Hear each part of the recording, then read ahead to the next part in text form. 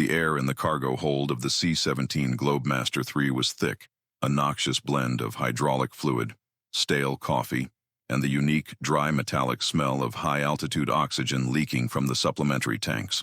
Outside, the Karakoram Mountains clawed at the sky, a hostile landscape of granite and ice, rendered in shades of gray and bruised purple by the weak pre-dawn light. Specialist Officer Hayes sat braced against the aluminum wall, her knees tucked close to the modular aluminum frame of her combat life support bag, the Alice pack customized for extended trauma care. She wasn't carrying a standard M4.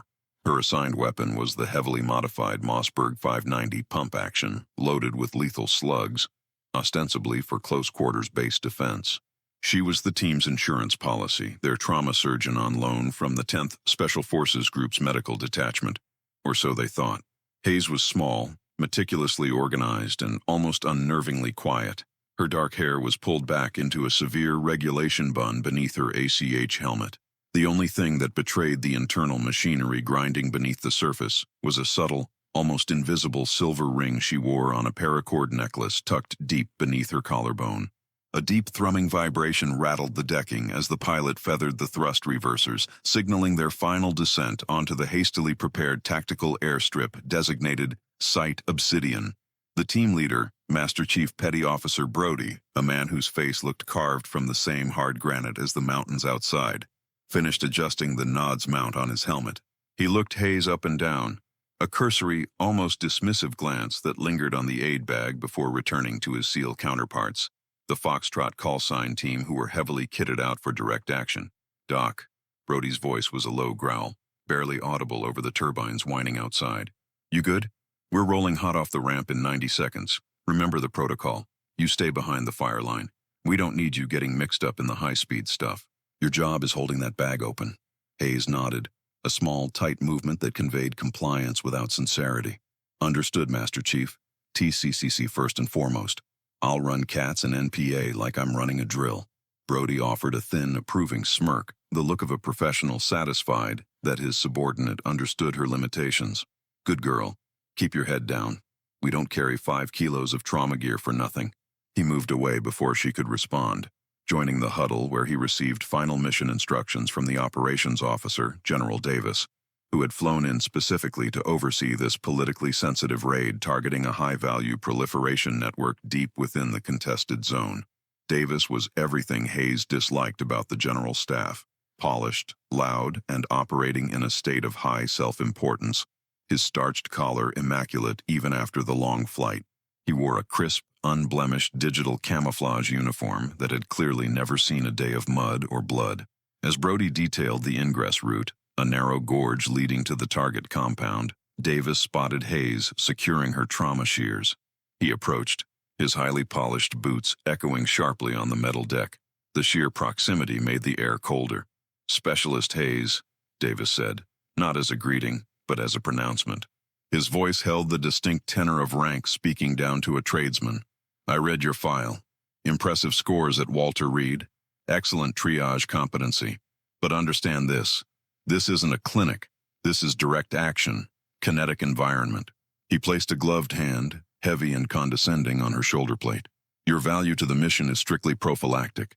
You are the last line of defense against catastrophic blood loss. You are not a combatant. If you have to engage, something has gone drastically wrong. Stick to the medical protocols. Leave the tactical side to the professionals, all right? You only carry bandages." Hayes felt the familiar cold knot tightening in her gut, the same knot that had formed 3 years ago, leading to her quiet, involuntary transfer out of the 75th Ranger Regiment's reconnaissance company and into the relative anonymity of the supporting medical staff. She met Davis's gaze. Her eyes, usually soft and focused during a patient interview, were now flat, obsidian hard, reflecting nothing back.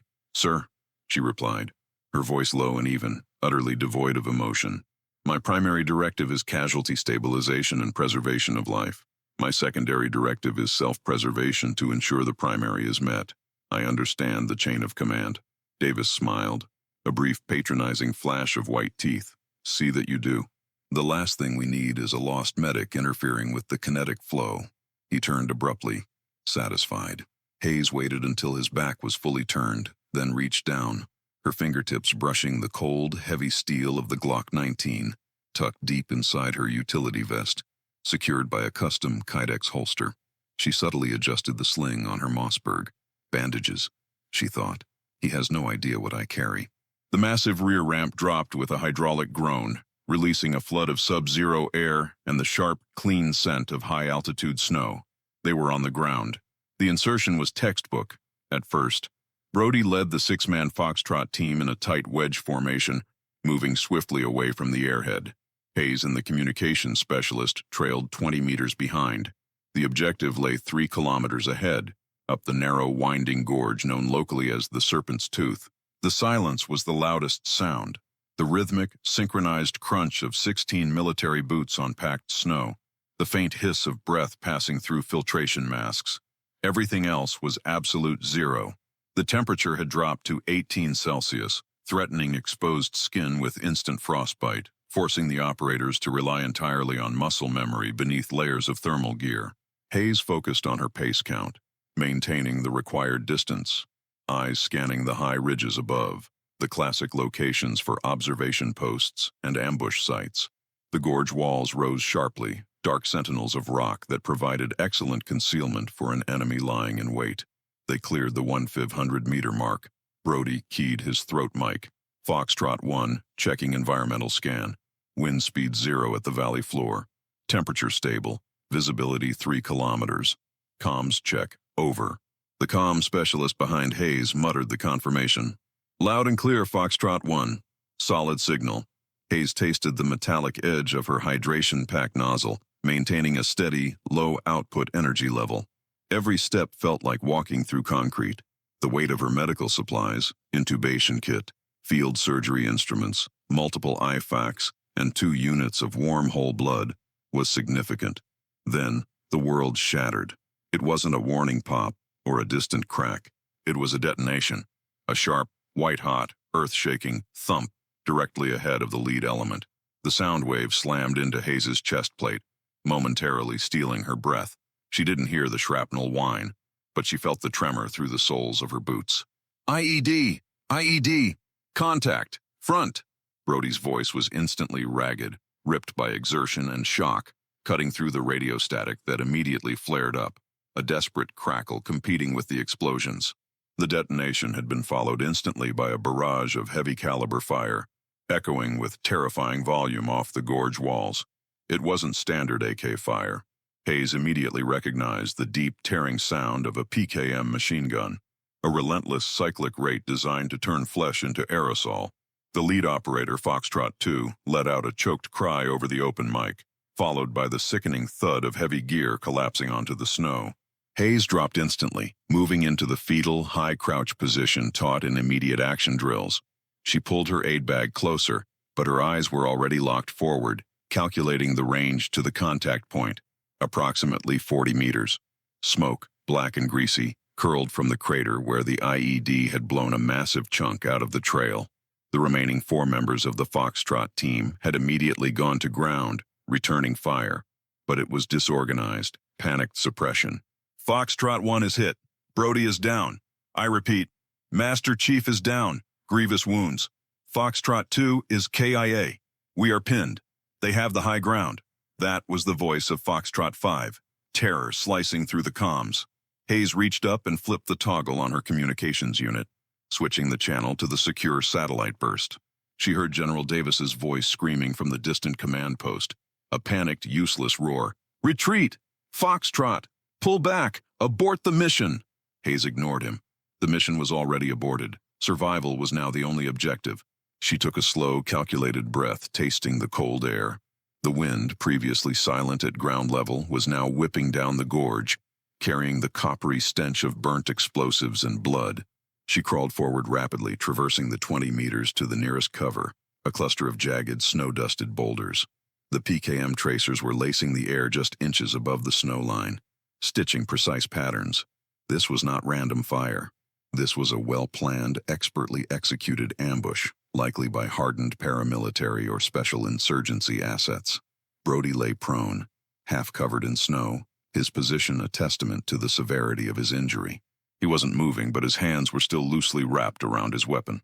Hayes saw the dark crimson spreading rapidly beneath his vest, soaking into the pristine white snow. Arterial bleed, likely a massive laceration from shrapnel to the upper leg or pelvic girdle. High priority, massive risk. Foxtrot 3, cover fire. Sustained burst, 5 seconds. I am moving to 1. Hayes's voice was a sudden, sharp intrusion, cutting through the chaos. It wasn't the voice of Doc, the ancillary personnel. It was the voice of command. Foxtrot 3, a heavily built SEAL named Hammer, hesitated for a crucial half-second, then responded, purely on instinct, to the clear tone of authority. Covering. Hammer unleashed a controlled burst from his M4, chewing up the rocks on the opposing slope, distracting the enemy gunner just long enough. Hayes moved. She covered the remaining 20 meters, not in a panicked crawl, but in a low, disciplined sprint, utilizing the terrain fold perfectly. She reached Brody, dropping beside him, instantly assessing the damage. The left thigh had taken the worst of it. The IED fragment had punched a massive hole just above the knee, likely severing the femoral artery. The blood loss was catastrophic. Brody's face was ash gray, eyes blinking rapidly in shock. Doc, told you, stay back, he wheezed, his voice faint. Hayes didn't waste oxygen on pleasantries. Her fingers were already tearing open the inner pouch of her kit. Massive hemorrhage, secondary shrapnel fragmentation, pressure dressing useless. Her movements were a blur of efficiency, honed by hundreds of hours in the operating theater and the field. The specialized ratcheting medical tourniquet, RMT, was out, slid high up his thigh, just below the groin. Click, click, click, click. She drove the ratchet down until the bleeding pulsed once, weakly, and then ceased. The stench of blood was overwhelming, metallic and hot in the cold air. She was focused on the trauma, but her peripheral vision was processing the tactical picture. The enemy position was entrenched in a shallow, rocky overhang, 300 meters up the north face. The PKM position provided excellent interlocking fire coverage. Brody's rifle, an M110 semi-automatic sniper system, ESASS, lay beside him, its suppressor coated lightly with snow. It was a high-precision instrument, chambered in 7.62 TAG 51mm, capable of sub-MOA accuracy at significant range. Hayes reached out, her hand bypassing her own shotgun, and grasped the cold receiver of the M110. The sudden visceral connection to the weapon felt like an electric shock, a physical manifestation of the suppressed identity she had fought for 3 years to bury. She checked the optic, variable power, already set at 10x magnification. The scope was slightly misaligned from the fall, but usable. She quickly checked the chamber. A round was seated. The magazine held 19 more. Brody, status?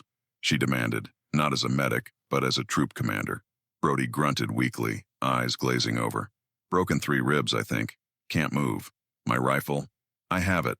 Give me a sit rep on the enemy density, Hayes ordered, her eyes sweeping the ridgeline, identifying muzzle flashes. 3 positions. PKM, maybe 2 spotters. And a commander, maybe. North face, 300 meters. They have us sighted in. Hayes raised the M110, settling the buttstock into her shoulder pocket. The cold metal immediately began leaching heat from her face. She closed her left eye, focusing with the right, utilizing the Mildote reticle to measure the angle and distance. She flipped her comms back to the secure channel, bypassing the frantic, static-filled transmissions coming from Davis's remote command post. Foxtrot team, Hayes commanded, her voice calm, clear, and utterly lethal. This is Doc Hayes. I am taking tactical command of the contact area. Foxtrot 3, Hammer, Foxtrot 5, report ammunition status and casualties. Silence. Then Hammer's strained voice. Doc, what the hell? Where's 1? 1 is stabilized but incapacitated. Foxtrot 2 is confirmed KIA. Status report now. The urgency and certainty in her voice brokered no argument. Hammer, 3 full magazines remaining. Minor fragmentation to my right forearm. Foxtrot, 5, 2 mags. M4 has a stovepipe jam, need clearance. He's taking suppression from the far right position. Hayes processed the data instantly. 2 operators pinned, with inadequate firepower against a crew-served weapon system. Exfiltration was impossible until the suppression was eliminated. Listen closely. We are changing the tactical geometry. Foxtrot 5, you are engaging the jam. You have 30 seconds. Foxtrot 3, I need you to lay down 5-second controlled bursts, high angle, towards the center ridgeline. Draw their attention. Do not expose yourselves. I am engaging the primary threat. Hammer sounded utterly bewildered, but the sheer desperation of their situation superseded his skepticism. Affirmative, Doc. Engaging. But you're using one's rifle? That's sass. You can't— Shut up and fire, Hammer, Hayes snapped. Hammer initiated his suppression fire. The sudden burst of 5.56mm fire temporarily pulled the focus of the PKM crew. Hayes focused on the scope. The 300-meter range was well within the M110's effective capacity, but the high-altitude wind was a factor. She assessed the visual distortion of the tracer smoke, moving left to right at a steady clip. 15 knots, quartering wind from the west, she muttered to herself, referencing her internal ballistic data. She had to hold 1.5 mil-dots left for deflection and account for the cold air density, slightly increasing the projectile velocity.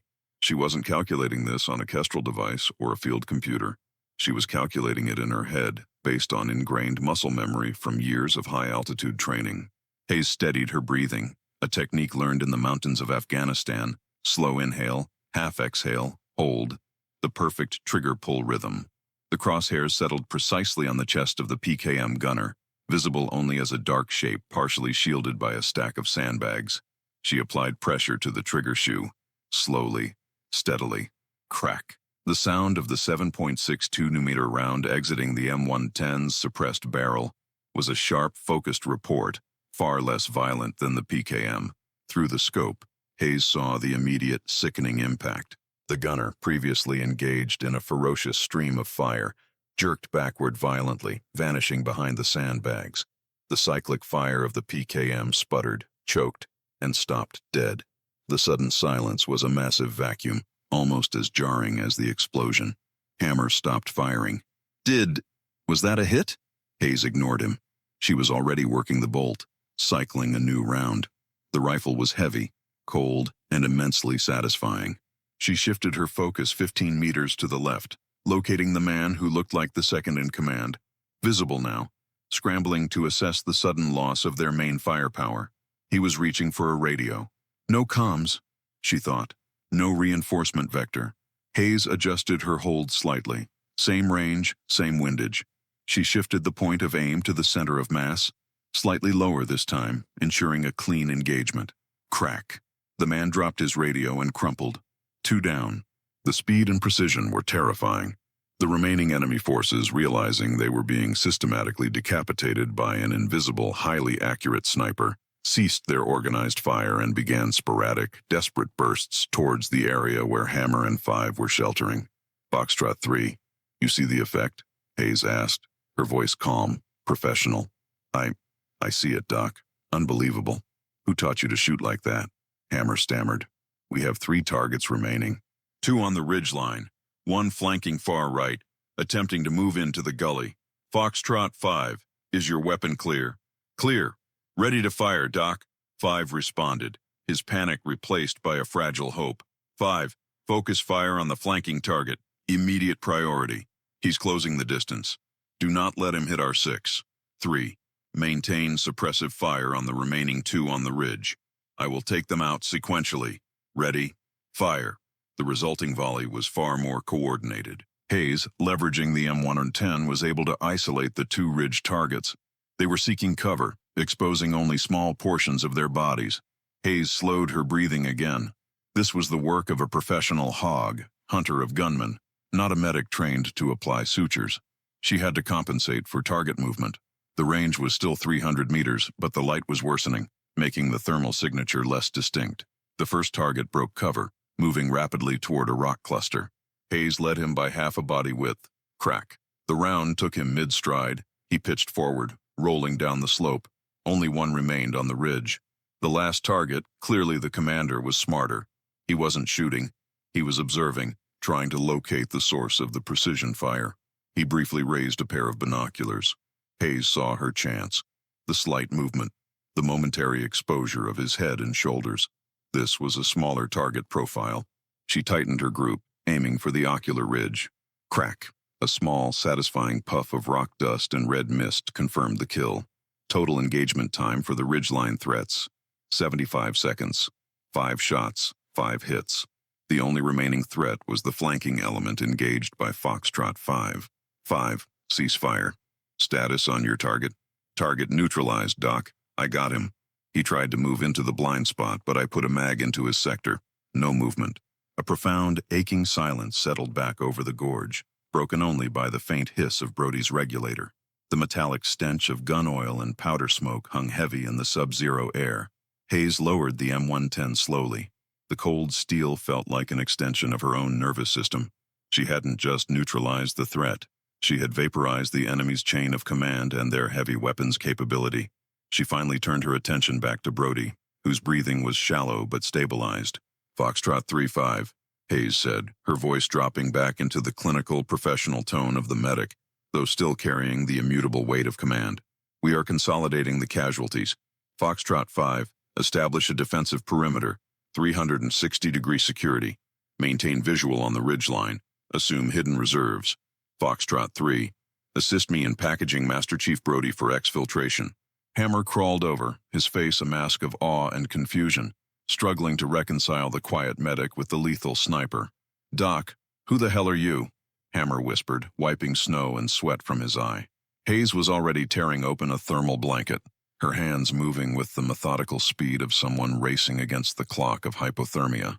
Right now, I am the person keeping your commander alive and ensuring you don't get a bullet in the face, Hammer, she replied, her eyes never leaving the wound.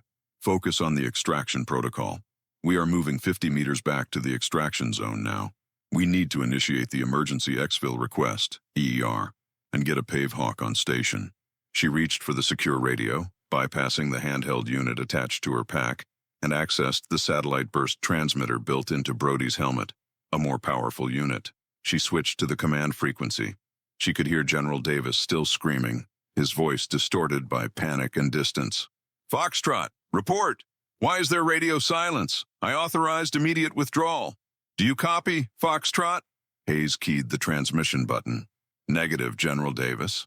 Foxtrot team is compromised. Primary target neutralized by IED. Secondary enemy force engaged and eliminated. Master Chief Brody is Patient 1, Category Alpha. Immediate EER is required for extraction. Grid coordinates Delta 47099er. Alternate LZ established 50 meters rearward in the main gorge path. Call sign Medic is assuming tactical command until recovery. Hayes released the button. The silence on the command channel was instantaneous and absolute. She had effectively told a general that she had ignored his panicked order and won the engagement he had deemed lost. After a stunned moment, Davis's voice returned, ice-cold with fury, trying desperately to recapture authority he had just lost. Medic, you are not authorized to command. Identify yourself immediately and explain the unauthorized kinetic engagement. Hayes didn't bother responding. She threw the transmitter unit aside. We don't have time for a post-mortem, gentlemen. We have a critically wounded Master Chief. Hammer, strap him into the litter. 5, watch the 6. I will cover the flank with the M110. The next 30 minutes were a brutal, disciplined movement. They dragged the heavy litter backward through the snow, Hayes constantly scanning the ridge, her finger resting lightly on the trigger guard. The cold was digging deep into their bones now, and Brody's stabilized condition was precarious. Finally, they heard the distant, beautiful thumping of rotor blades, the MH-60M Pave Hawk arriving for the snatch-and-grab extraction. The pilot, ignoring the standard insertion path, risked a low-level approach, banking sharply through the gorge to reach the LZ. As the Pave Hawk hovered, kicking up a massive vortex of snow and icy grit, Hayes oversaw the loading of Brody onto the hoist, ensuring the intravenous fluids and warming blankets were secure. She performed a final sweep of the area, retrieving all discarded brass and equipment, maintaining operational security even in the final moments of chaos. She picked up her original Mossberg and replaced the M110 beside Brody, cleaning the snow from the suppressor. Hammer, climbing aboard the helicopter ramp, paused and looked back at her, his face grim with unspoken respect. "Doc, I owe you my life. Who are you, really?" Hayes gave him a flicker of a smile, a tired, ancient expression. "I'm the insurance policy, Hammer. Now get your ass on board." She was the last one to climb the ramp, the hydraulic door slamming shut, sealing them inside the relative warmth of the cabin. The flight back to Site Alpha, the forward operating base, FOB, 200 kilometers away, was tense. Brody was quickly stabilized by the flight surgeon. Hayes stripped off her outer gloves, revealing hands that were trembling slightly, not from fear, but from the adrenaline crash. When the Pavehawk landed, General Davis was waiting on the tarmac, surrounded by military police and his personal detail. His face was a thundercloud of repressed rage. Hayes stepped off the ramp, the cold wind whipping her hair loose from the bun. The second her boots hit the concrete, Davis was on her, his voice a low, dangerous snarl only meant for her ears. Specialist Hayes, my office. Now. You violated a direct order, commandeered an unauthorized weapon system, and engaged in a kinetic action that was far outside your pay grade and specific directives. I want to know who trained you to fire that M110 with that kind of precision. You are facing a field court-martial for insubordination and conduct unbecoming. Hayes looked at him, not defensively, but with a gaze that held the quiet certainty of deep, justified experience. She smelled faintly of cordite, oil, and the sharp, sterile scent of iodine. Davis smelled of cologne and bureaucratic indignation. She didn't salute. She simply stepped closer, invading his personal space, forcing him to look directly into her eyes.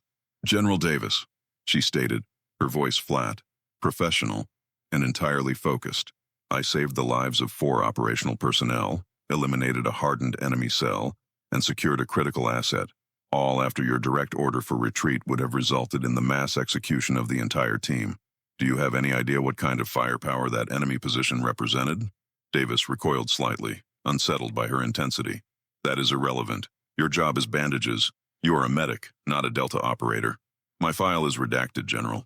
You read the cover sheet and assume the contents, Hayes replied, reaching slowly inside her collar and pulling out the paracord necklace.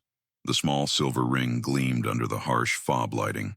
She held the ring up, letting him focus on the distinctive stylized engraving of a stylized dagger overlaid on a scroll. My name is Captain Hayes, General, former 75th Ranger Regiment, Regimental Reconnaissance Company, RRC, team lead, designated marksman. My previous assignment was not at Walter Reed. It was serving as an embedded specialist with JSOC for 3 years before political fallout over the Kandahar extraction forced my administrative transfer and demotion to specialist. Davis stared at the ring, his face draining of color. RRC was the elite of the elite, the silent commandos who executed high-risk, deep reconnaissance and direct action far behind enemy lines, the people who never existed on paper. Your Ranger RRC? He sputtered, his voice cracking with disbelief and a sudden, terrible, dawning realization. I was discharged under what they called non-judicial administrative separation, a nice way of saying I took the blame for a botched political cover-up involving civilian casualties, even though the mission succeeded. My rank was stripped, my record sealed, and I was given a choice: discharge or serve in a non-combat, highly scrutinized role until my term expired. I chose to serve.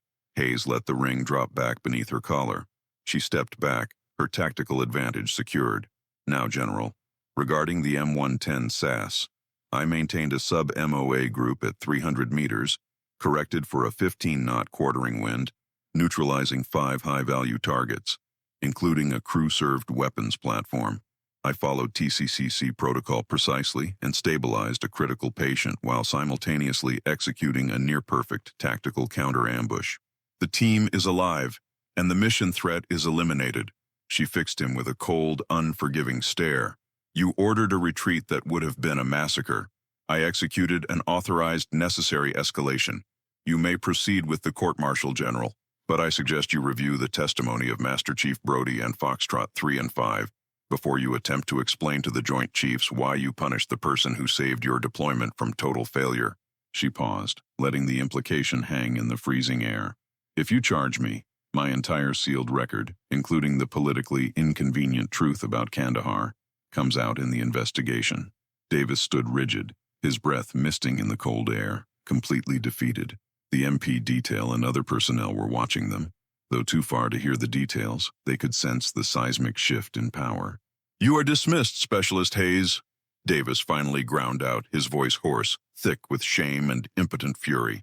File the official report, detailing the enemy engagement and all kinetic action, specifying the use of the M110. You will restrict your narrative to factual data. Is that clear? Perfectly clear, General, Hayes affirmed, giving him a crisp, textbook salute. the ultimate signal that she was now back in compliance, but only after dictating the terms of engagement. She turned and walked away, disappearing into the vast, anonymous metal hangar where the field hospital was being erected. She was cold, exhausted, and the trembling in her hands had returned, but the soldier buried beneath the medic's uniform felt a profound sense of grim satisfaction. She had used her specialized skills not for politics or glory, but for survival, and in doing so, had forced the establishment to recognize the true depth of her capability. She was an expert in trauma, both causing it and fixing it, and today, the latter group had been the beneficiaries. The narrative of the mission would be rewritten, sanitized, and probably attributed to the swift action of the Foxtrot team. But Hayes knew the truth, and so did Hammer, Five, and the barely conscious Brody. That was all that mattered. The blood on the snow belonged to the enemy, and the lives saved belonged to her. She walked past the comm station, the radio silent now. The storm passed. She knew her career in the conventional army was likely still over, but she had rediscovered something far more valuable in the smoke and chaos of the gorge. She was still lethal. She was still a warrior. If you believe respect is earned by blood and not by rank, type respect in the comments.